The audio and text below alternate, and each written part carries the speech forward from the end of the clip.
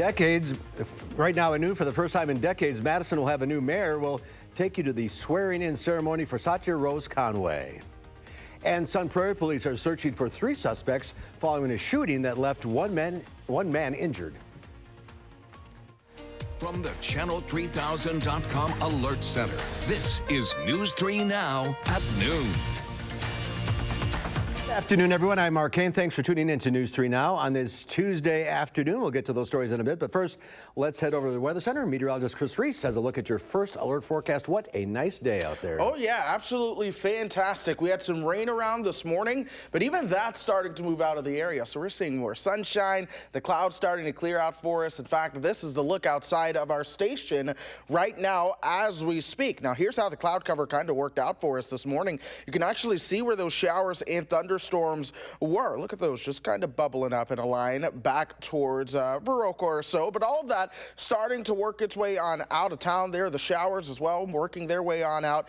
We're in a clear segment for the moment, but as we look back towards the south and west, that is where we do see more cloud cover trying to enter the picture. That'll likely move in later on, say overnight and into early on Wednesday. We'll actually have a threat of severe weather. Stay tuned for updates on that. Right now, the temperature is 61 degrees. That's in spite of a northwest wind, folks. So let that be a testament just to how warm things can get. 66 in Janesville right now, in the 50s where that cloud cover was. But as soon as we start to get in on more sunshine, we're really going to watch those temperatures continue to move on up. Again, here's that wind direction right now, but notice that southerly wind direction as you work your way towards the southeastern corner of the state. That is why their temperatures are warmer, but we'll see our highs into the mid-60s today, cooling down into the upper 40s for lows tonight, but those clouds will be increasing along with chances for showers. And Mark, we're going to be watching the severe weather potential as we head into Wednesday.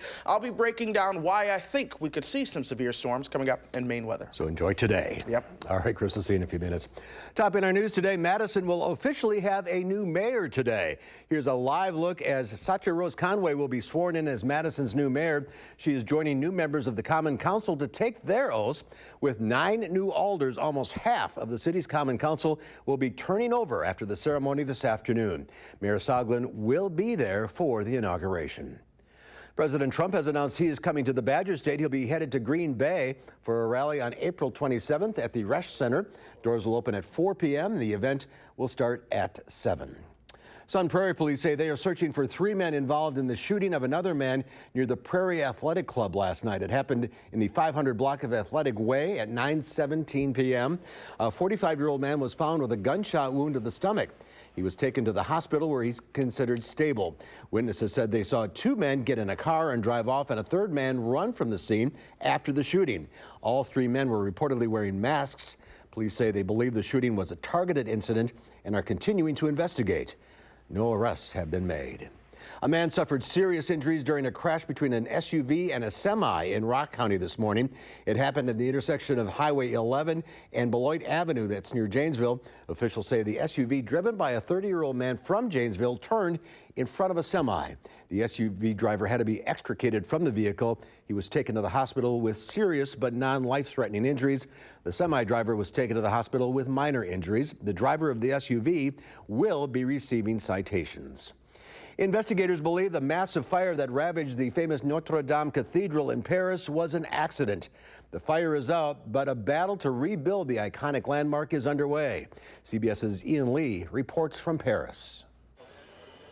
As flames raced through this medieval masterpiece, devouring centuries of history, no one knew what would survive. Now we have our first look inside the cathedral, where the cross on the altar seems to rise from the ashes. The mayor of Paris posted that the crown of thorns, which the faithful believe Jesus wore before the crucifixion, was saved, along with other priceless relics. Outside, the 2 giant bell towers are still standing. We came really close to full disaster. Swan Simone filmed the disaster from her apartment. She prayed as what many call the soul of Paris crumbled. It was so fast and so fierce and so violent. The fire broke out in the attic of the 800-year-old Gothic cathedral Monday evening and quickly spread to the roof, toppling the spire. Notre Dame was undergoing a multi-million-dollar renovation, and investigators say the fire was likely an accident. The cathedral is more than a mere church. It's where Joan of Arc became a saint. It's where kings and emperors were crowned.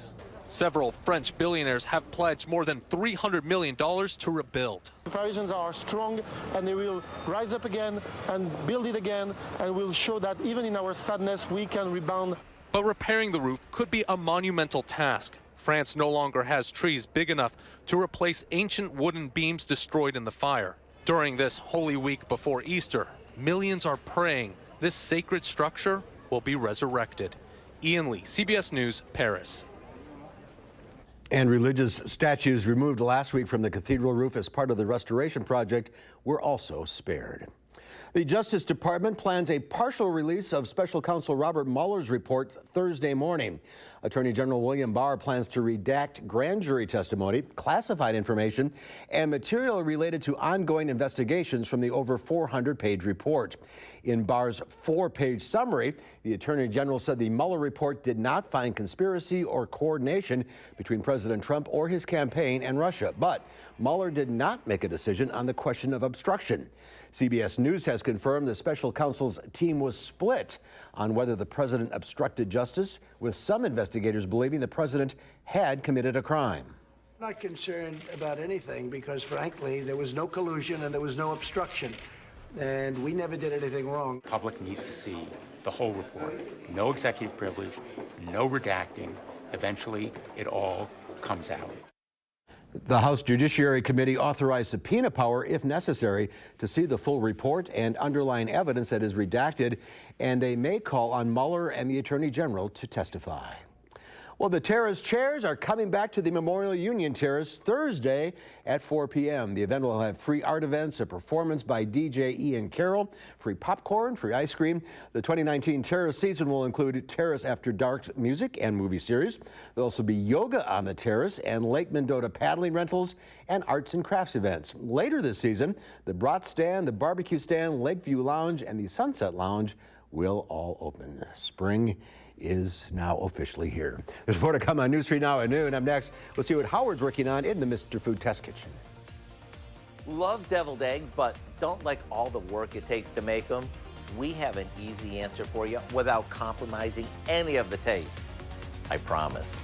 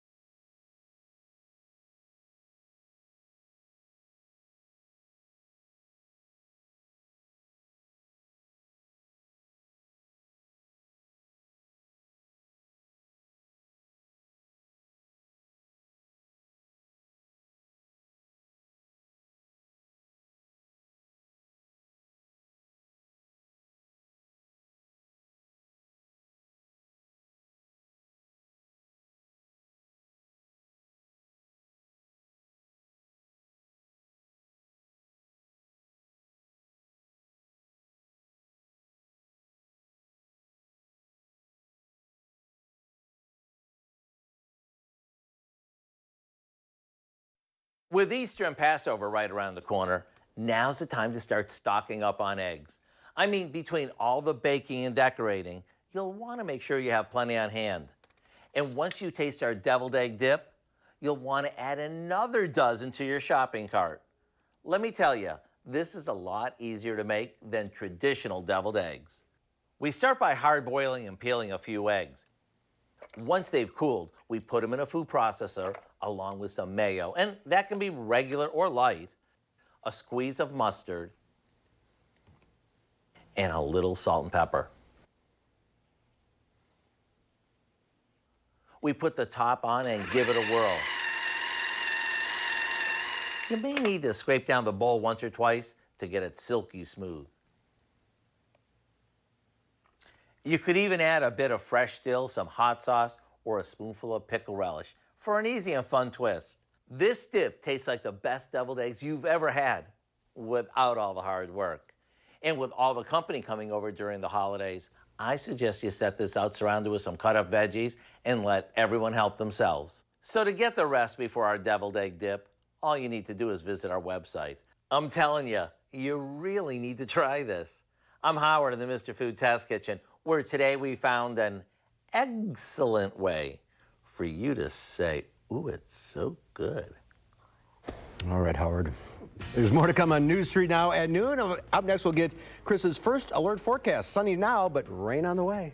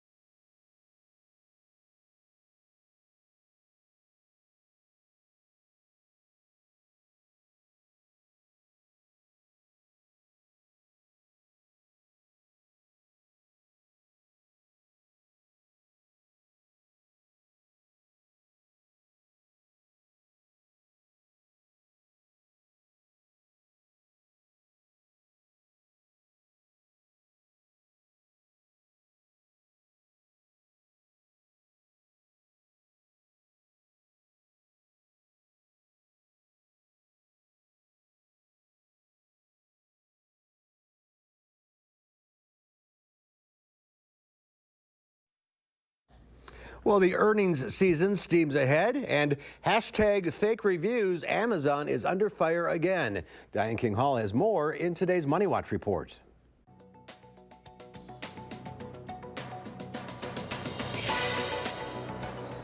The earnings parade continues with record results out from Bank of America this morning. The nation's #2 bank says profit topped $7.3 billion in its first quarter. That was better than expected. Strengthened lending to consumers helped boost its bottom line to a new record.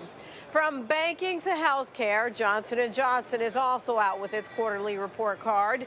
The world's biggest healthcare products maker says earnings totaled $3.75 billion. That was also better than expected. Meanwhile, Lyft has announced an update to its safety policies aimed at keeping riders safe. The company says it will conduct continuous criminal background checks on its drivers. It will also employ a new enhanced identity verification process. The new process will look for signs of driver fraud and also alert the company to any new criminal records that would disqualify a driver. And is that 5-star review on Amazon for real? A new investigation into its reviews says the site is flooded with thousands of fake 5-star reviews. That's according to British consumer advocacy group Which. The consumer watchdog says many products had unverified reviews, meaning there was no proof the person writing the review actually bought the item. And that's your CBS Money Watch report. For more, head to cbsmoneywatch.com. At the New York Stock Exchange, I'm Diane King Hall. All right, Diane, thank you. Let's check Wall Street at the noon hour. The Dow Industrials up 52 points. The NASDAQ up 27, and the S&P 500 managing a 3-point gain. Let's check in now with Q106 Farm Director Pam Yankee. I saw the picture you posted on Facebook about the muddy fields. I think they're going to get a little more muddy in the next few days. Yes, I know, and I know Chris can't do anything about it, but it is going to be the mantra that farmers are going to be talking about from now until the time we get the crops in the ground. Just 3% of our Wisconsin oats planted as of Sunday, just 3% of our spring tillage done as of Sunday, and of course that is to be expected when you ended up with snow over the weekend. So farmers, definitely patient. It's not early, or it's not late enough to get too excited about delays, but we're now starting behind our 5-year average as far as pace. That's not the only place. Wisconsin's not the only place experiencing that. The only places where we're really seeing any manageable numbers as far as planting is concerned, states like Texas and Tennessee, they've got a couple numbers. South Carolina, they've got a couple numbers. But like I said, we weren't the only ones that picked up snow over the weekend. I told you yesterday there are 18 inches or so out in South Dakota. It's going to take a while before things start snapping around. Today, the markets are on their heels. They're getting knocked back by all this conversation that President Trump is not afraid of retaliatory tariffs. Obviously, agriculture thought we were kind of getting somewhere with China. Now we're starting to take a closer look at the numbers. China has made all kinds of promises about, for example, U.S. soybeans that they're going to purchase, but they haven't taken shipment. We've only seen about 5 million bushel of soybeans from the United States that's actually made it into the delivery channels to get to China. Now, there's a couple things could be going on there. It could be the transportation artery, or it could just be that they want to wait and see what's going to happen with those retaliatory tariffs and whether or not the president is going to remove them. So we are in flux, and today, corn, soybeans, and especially wheat are down. Barrel cheese today unchanged in Chicago at $1.59 3/4. 40-pound block cheese up 3/4 cent at $1.65 3/4. AA butter up a penny and a quarter, $1.25 a pound. The only thing about these rain showers, Mark, is I noticed that my Wisconsin tulips by my mailbox are starting to come to life. So I assume that warmer rain will bring those on, kind of start to match all the pictures that I saw, all the things that I saw in Holland last week. It's surprising they're that much further ahead than we are.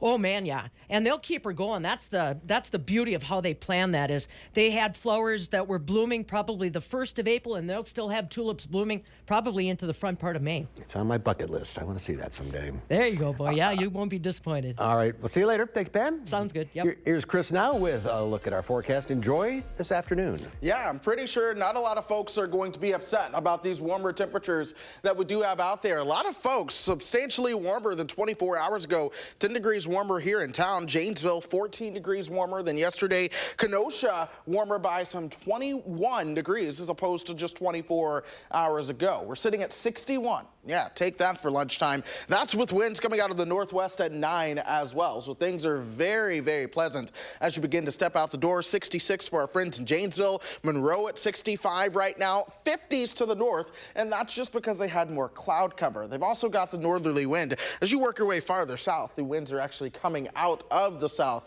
which is helping those temperatures stay on a warmer note. But here is the past 6 hours on Weather Track, really showing you where some of those showers and thunderstorms were as they begin to push their way out of town. From there, it is the thinning cloud cover that we have been watching. More sunshine taking over for now. As we zoom things out, though, we do have this region of low pressure over Iowa and a warm front that is going to be lifting northward as we go through the day. Now, as this lifts northward, it begins to set the stage for severe weather potential as we move into your Wednesday. Let's go ahead and break that down. One of the first things we really have to watch for when it comes to severe weather potential is just the overall available energy to produce severe thunderstorms. So watch what happens as we go into tomorrow afternoon. Here's that available energy for thunderstorms moving northward. You see how some of that starts to work its way into southern Wisconsin, again, behind that warm front that we have lifting in town. So we have the energy for storms, although most of that's going to be to the south. The next thing we want to look for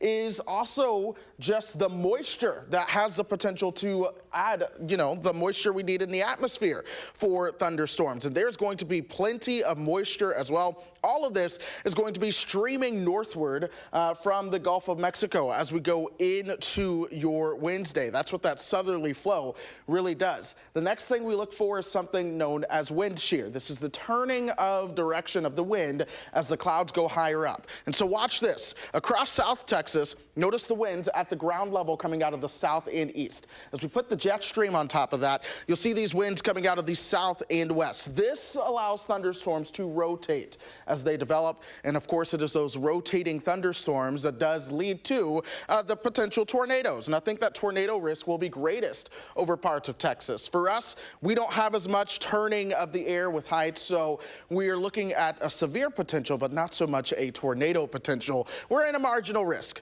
not the biggest severe weather outbreak as we go into tomorrow. That greatest risk is going to be down across parts of Texas, which is where we would normally see it for this time of the year. But here's how things are going to play out timing-wise. Clouds increase this afternoon. We'll see those temperatures in the 60s.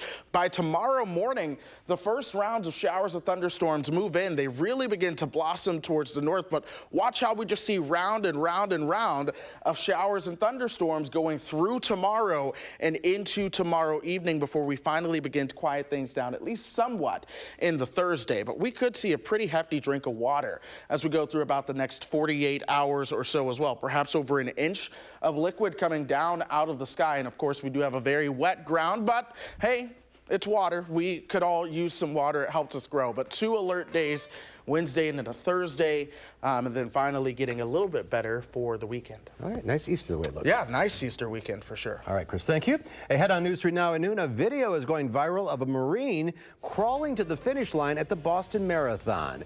We'll have his story after the break.